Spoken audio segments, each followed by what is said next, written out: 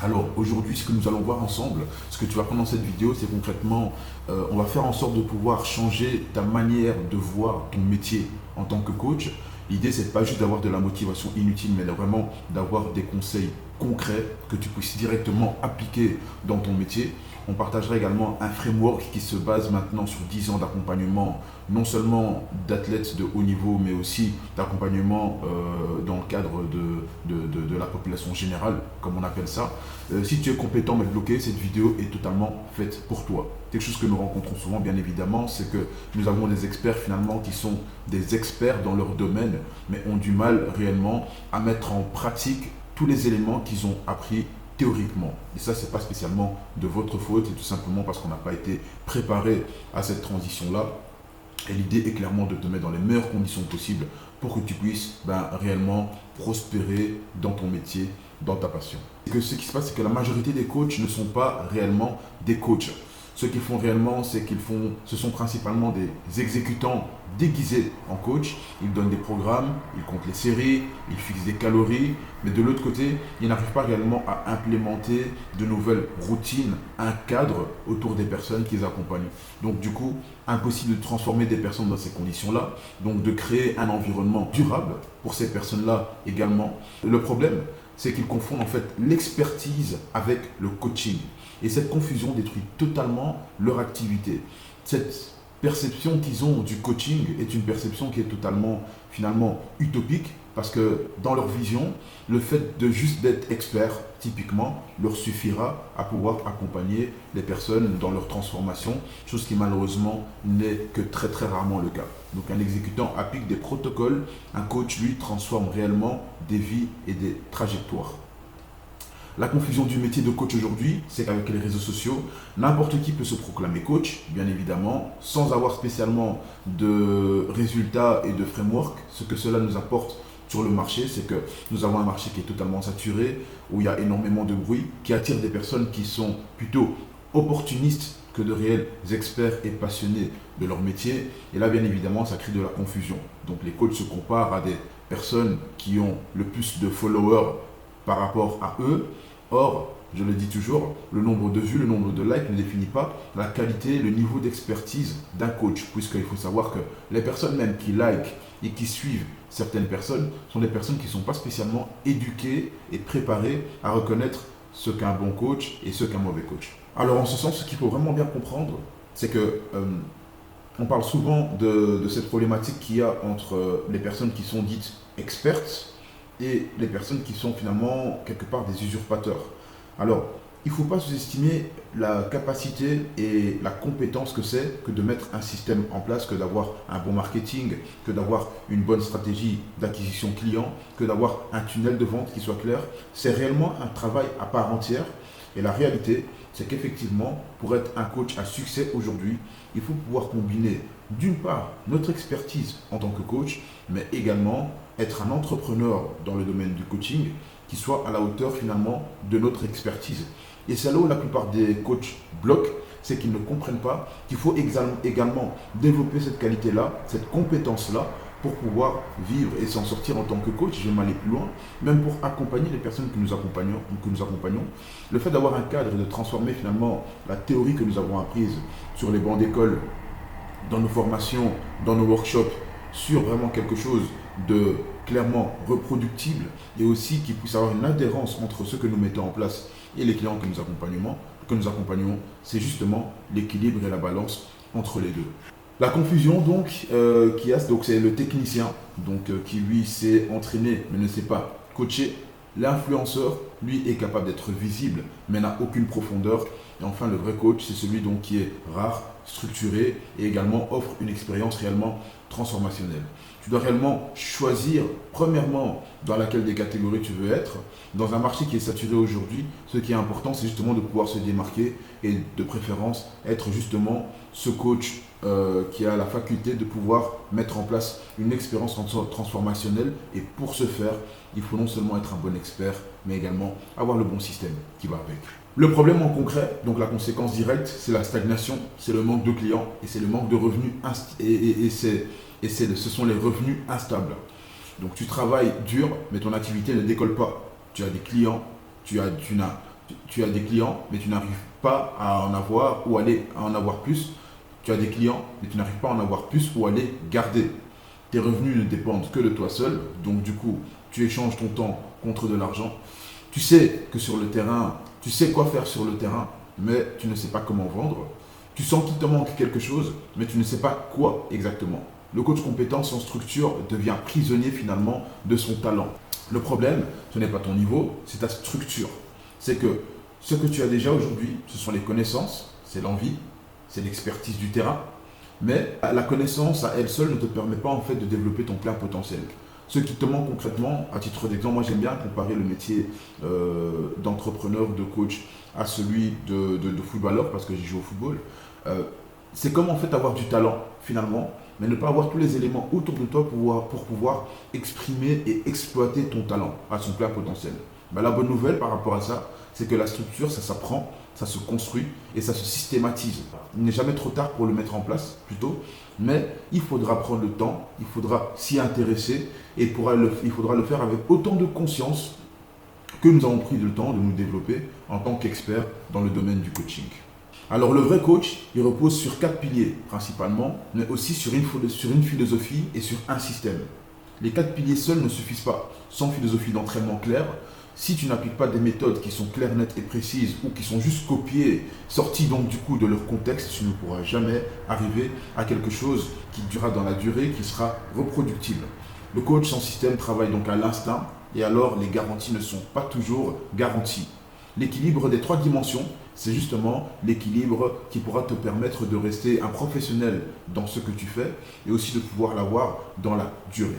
Ce framework va te donner une vision que très peu de coachs ont. La réalité, c'est que tu peux échanger avec certains coachs aujourd'hui et tu verras que très peu ont vraiment les tenants et les aboutissants, ont réellement le véhicule qui puisse mener en fait un business d'un point A à un point B. La vision globale, les 4 piliers, le système et la philosophie, en un, bien évidemment, c'est l'expertise. Ce que tu sais, ce que tu connais de l'entraînement, de la nutrition, de la physiologie et de la performance. En deuxième pilier, nous avons bien évidemment la psychologie. C'est comment est-ce que tu accompagnes, quels sont les comportements que tu adoptes et que toi-même tu es capable de comprendre et de détecter du côté des personnes que tu accompagnes. Quelle est ta faculté à pouvoir créer une adhérence entre ce que tu mets en place et la personne que tu accompagnes. Et alors, quelle est ta transformation identitaire? Quelle est la transformation où tu excelles, tu es la référence dans ce que tu fais. Le troisième pilier, bien évidemment, sera la structure. On en parle bien souvent maintenant. C'est comment est-ce que tu organises ton suivi, quel est ton parcours client, quelles sont tes méthodes, qu'est-ce que tu mets en place pour avoir tes feedbacks et tes automatisations par rapport justement à l'accompagnement de tes clients. Et enfin, le quatrième pilier, c'est ton business. C'est comment est-ce que tu développes, quelles sont tes offres, quel est ton positionnement, quelle est ton acquisition, quel est ton avatar. Tous ces éléments ensemble composeront finalement une stratégie claire, nette et précise pour toi. Donc la philosophie de l'entraînement, c'est ta vision, tes principes, ton identité d'une part, et de l'autre côté, le système de coaching, c'est ta méthode, ton process et ta reproductibilité. Un coach peut maîtriser ces 4 piliers, mais sans avoir de philosophie ni de système, c'est un coach qui tout simplement n'aura pas la possibilité de pouvoir vivre de son métier. La réalité, c'est que si tu peux bénéficier de tous ces piliers réunis, là, tu pourras réellement, donc, premièrement, changer des vies, mais surtout aussi bâtir un empire dans le monde du coaching. Il faut en avoir conscience. Alors maintenant, on va décrypter chacun de ces piliers de manière un peu plus précise. Au niveau de ton expertise, ce que couvre l'expertise, alors, ou bien tu es un coach qui est complet et qui arrive finalement à ouvrir des accompagnements qui soient à 360, on appelle ça, ou alors tu te rends spécifique à quelque chose de bien précis et tu fais en sorte que ton accompagnement finalement puisse être complété ou bien avec des personnes avec lesquelles tu collabores ou bien avec des recherches que toi-même tu auras fait par rapport au type d'accompagnement que tu veux mettre en place. Mais en l'occurrence, il y aura bien évidemment la physiologie, il y aura la biomécanique, il y aura la science de l'entraînement, il y aura ta faculté à pouvoir comprendre la nutrition et également à la faire comprendre aux personnes que tu accompagnes et l'importance bien évidemment de la récupération. Ça, c'est la base. Sans expertise, tout le reste va totalement s'effondrer. C'est aussi simple que ça. Il faut que tu maîtrises au moins un de ces domaines d'expertise et que tu les complètes par des routines habituelles de base, certes, mais qui permettront à ton client de se retrouver dans un environnement, donc dans un véhicule qui le mène de son point A à son point B. Et alors l'erreur fréquente que nous constatons, c'est que les piliers sur lesquels la majorité des coachs se surconcentrent, toute la place de l'accompagnement et du coaching, et du coup, tout le reste en est oublié. Or, mieux vaut un équilibre finalement de vie et donc la capacité à pouvoir intégrer finalement tout ça. L'expertise sans les 3 autres piliers te transforme en un technicien bien informé. L'expertise seule, pourquoi ça ne suffit pas? Un athlète peut avoir un entraînement parfait, mais s'il n'a pas le bon coach, il n'adhérera pas à l'entraînement auquel il participe lui-même. La connaissance technique ne garantit pas la transformation du client, ni la croissance de ton business également. J'ai travaillé avec des clubs pro, donc je travaille avec leur EDM, j'ai travaillé à Courtrai, j'ai travaillé à l'Union Saint-Gilloise. Les métiers de technicien, ce ne sont pas toujours les meilleurs coachs qui les occupent. Ça, il faut bien le savoir. Généralement, ce seront plutôt les personnes qui ont la capacité à pouvoir justement avoir la meilleure adhérence, le meilleur équilibre finalement entre chacune de ces qualités. Ce qui fait la différence, c'est ta capacité à transmettre, à adapter et enfin à transformer. L'expertise doit être au service du client et non pas au service de ton ego. Ça, c'est une problématique qu'on rencontre beaucoup dans le métier de coach. De plus en plus d'écocentrisme par rapport justement à qui est le meilleur coach, mais dans la réalité, il n'y a pas de meilleur coach. Je peux être le coach le plus adapté, le plus adéquat pour un joueur, mais peut-être que ce ne sera pas le cas pour un autre joueur. À ce moment-là, peut-être que ce sera un autre coach qui lui conviendra à ce moment-là. Donc ça, très important de garder la personne que vous accompagnez au centre de votre accompagnement. La philosophie de l'entraînement, donc ta vision, tes principes, ton identité de manière claire, nette et précise. Ce que ta philosophie définit. 1. Pourquoi est-ce que tu coaches? 2. Quels sont tes principes fondamentaux? La discipline, la motivation, la structure sont plus importants que le talent à lui-même. La philosophie. On ne transforme pas un corps, on transforme une personne généralement. Sans philosophie claire, tu copies des méthodes. Avec elle, avec la philosophie, tu construis les tiennes sur base de tout ce que tu auras appris. Tout simplement. Moi, c'est un peu ce que j'ai fait finalement. J'ai eu plusieurs mentors et sur base de tout ce que j'ai appris avec mes mentors, j'ai mis en place tout simplement ma propre manière de travailler, ma propre philosophie d'entraînement et mon accompagnement à 360. La philosophie est ce qui te rend irremplaçable et qui te démarque du reste du marché qui est déjà assez saturé de copier-coller que nous pouvons voir un peu ci, un peu là. Le système de coaching, c'est une méthode, une structure, un parcours client. J'ai déjà dit dans la présentation précédente, mais je le martèle encore parce que le parcours que les personnes ont à partir du moment où ces personnes vous découvrent jusqu'au moment où ces personnes obtiennent leurs résultats, c'est un parcours qui doit totalement être prévisible. C'est un parcours qui est déjà tracé. Parce que si un parcours est tracé, c'est un parcours qui peut être reproductible. Donc, typiquement, il faudra toujours commencer avec un diagnostic. On commence d'abord par détecter où en est la personne qui doit être encadrée. Sans ça, il est impossible de mettre en place un plan individualisé, adapté à la personne. Donc, du coup, l'importance du diagnostic qui sera par la suite suivi du plan. Ensuite, on passera à l'exécution. Comment est-ce qu'on délivre finalement la programmation? Comment est-ce qu'on accompagne les personnes durant leur phase de transformation? Ça, on le combine au suivi qu'on met en place. Quels sont les feedbacks, les différents outils qu'on va utiliser pour avoir justement un suivi de haute qualité. Et enfin, seulement, on aura un résultat. À savoir que ce soit clair, ici, on est dans le parcours client. Avant que les personnes deviennent clients et arrivent donc au niveau du diagnostic, il y a autre chose qui sera de la partie plutôt business et entrepreneuriale. Ça sera vraiment la partie où on attire le client jusqu'à notre accompagnement. Ce système, quelque part, il protège le client car il ne dépend pas uniquement de notre intuition du jour. Et quelque part, on le voit clairement que c'est rassurant pour un client d'avoir une visibilité claire avant de commencer sur le plan que nous avons préparé pour son accompagnement.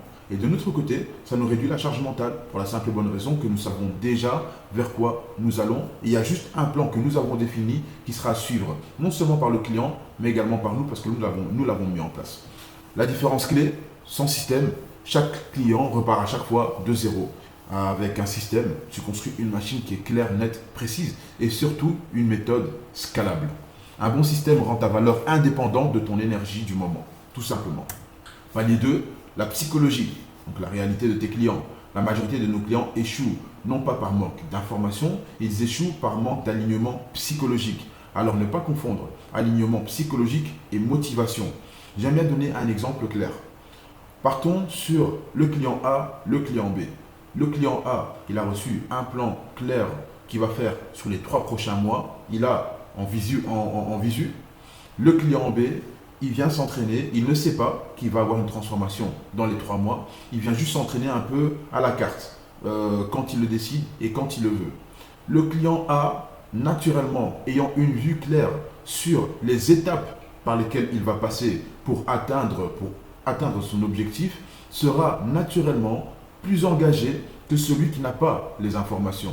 Donc, ce n'est pas un problème de motivation, c'est un problème d'alignement psychologique. C'est quelque chose qu'il ne faut pas confondre. Le vrai coach comprend le problème et n'est presque jamais technique. La plupart du temps, c'est vraiment un problème de tunnel, d'accompagnement. Quel est le véhicule que vous avez mis en place pour pouvoir faire en sorte que votre personne, que le client que vous accompagnez, passe réellement de son point A à son point B. Ce que la psychologie recouvre, ce sont les croyances limitantes, c'est l'identité, c'est la gestion des rechutes et également les adhérences. Un coach qui ignore ces dimensions produit des résultats à court terme, mais sur du long terme, ça sera beaucoup plus compliqué parce que les gens finiront tôt ou tard, quelque part, par abandonner. La psychologie, le comportement, l'adhérence et la transformation identitaire. Donc le niveau 1, c'est la motivation. C'est fragile, c'est émotionnel, c'est instable, c'est inutile, seul. Ça nous permet juste d'allumer la mèche, mais ça ne nous permet jamais de durer dans le temps. Ensuite vient la discipline, c'est le niveau 2.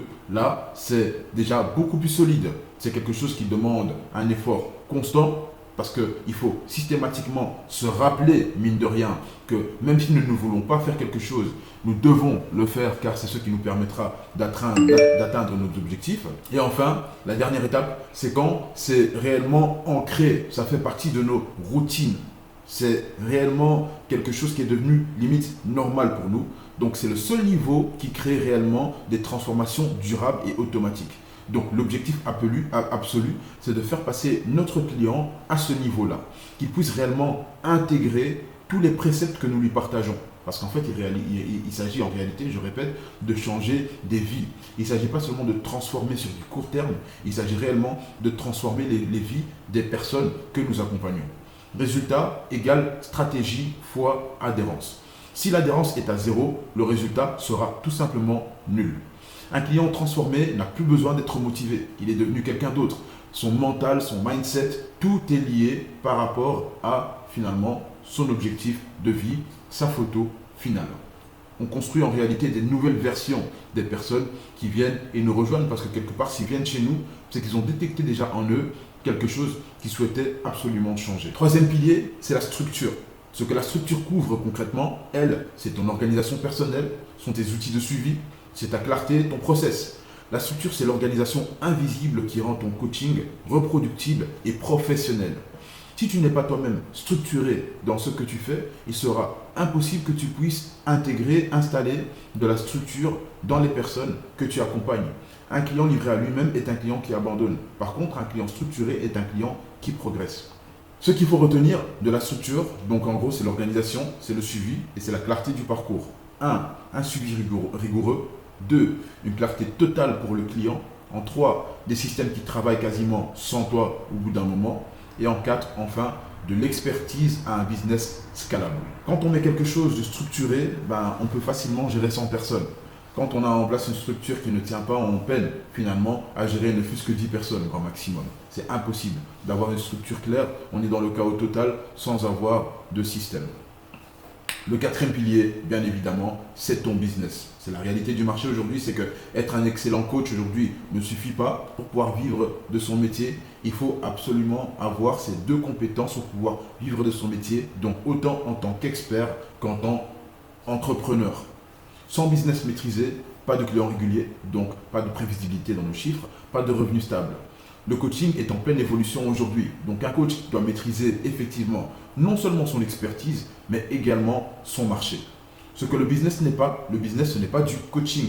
Ce n'est pas trahir ta mission. Parce que moi aussi, je suis passé par là. Pendant très longtemps, je me suis dit que je ne devais pas avoir de communication, que je ne devais pas avoir de marketing, que c'était à l'opposé du métier que je fais en tant que coach, en tant qu'expert. Bien au contraire, ça vient structurer, compléter.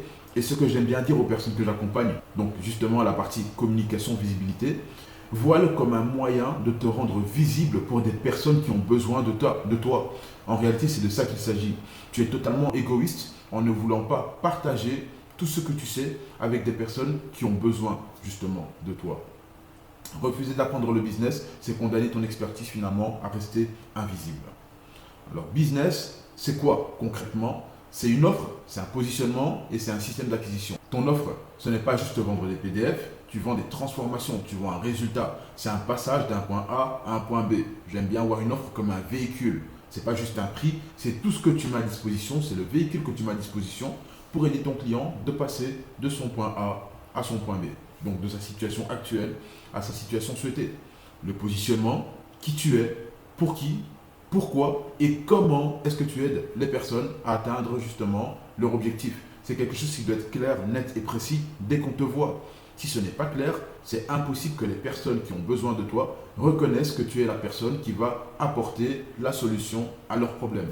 Et enfin, un système d'acquisition. C'est comment est-ce que tu attires les clients qui sont qualifiés, précisons-le, de manière prévisible et systématique. Le prix est une conséquence de valeur. On appelle ça la valeur perçue. Donc, quelle est la perception que les gens ont du service que tu peux leur apporter? Et selon la perception qu'ils auront, tu pourras définir un prix qui finalement sera cohérent par rapport à la qualité que tu apportes. Ce qu'on appelle un accompagnement premium pour ma part, parce que moi, je ne veux que du premium, tout simplement. Et c'est ça qui va être important pour toi, c'est réellement quelle est la promesse, quel est le système et quelle est la trajectoire que tu vas mettre à disposition des personnes que tu accompagnes. Et la majorité des coachs développent que principalement le premier pilier et pas les quatre. Or, aujourd'hui, pour s'en sortir, on doit autant être technicien que vendeur, psychologue et avoir aussi une structure qui puisse nous permettre tout simplement d'englober tout ça. Identifie aujourd'hui tes faiblesses. Projette ton niveau aujourd'hui et donc mets-toi une cotation. Note-toi honnêtement de 1 à 10 sur tous les éléments que nous venons de voir maintenant. Mets-toi une note de 0 à 10 sur ton expertise. Mets-toi une note de 0 à 10 sur ta psychologie, sur ta capacité à pouvoir faire la psychographie des personnes que tu accompagnes. Mets-toi une note de 0 à 10 sur ta capacité à être structuré. Mets-toi une note de 0 à 10 sur ton business. Mets-toi une note de 0 à 10 sur ta philosophie, ta vision. Et enfin, mets-toi une note de 0 à 10 sur ta capacité à avoir un système. Ensuite, fais une moyenne de tous les scores que tu auras eu et ça te donnera le coach que tu es. Et tu comprendras aussi par là pour quelles raisons est-ce que tu ne réussis pas dans ton métier. Un coach qui ne se diagnostique pas lui-même ne pourra jamais diagnostiquer un client de manière honnête et sincère. Et donc tu fais une forme de déni total en passant totalement à côté de ton métier de coach pour la simple et bonne raison que tu n'arrives pas à te mettre face à ton propre miroir afin de voir quels sont les éléments que tu peux améliorer, parce que des fois ce sont des tout petits des réglages que tu as en mettre, des éléments que tu dois améliorer pour pouvoir atteindre ton objectif final. La conclusion, c'est tout simplement passe à l'action, structure et cherche à évoluer, tout simplement. Tu es maintenant à une étape déterminante de ta carrière, tout simplement, en tant que coach. Et la vraie question, c'est aujourd'hui, qu'est-ce qui te manque pour passer à ton niveau supérieur, tout simplement. Donc, passer à l'action, te structurer et enfin, c'est pour ça que nous avons créé bien évidemment Master Coach.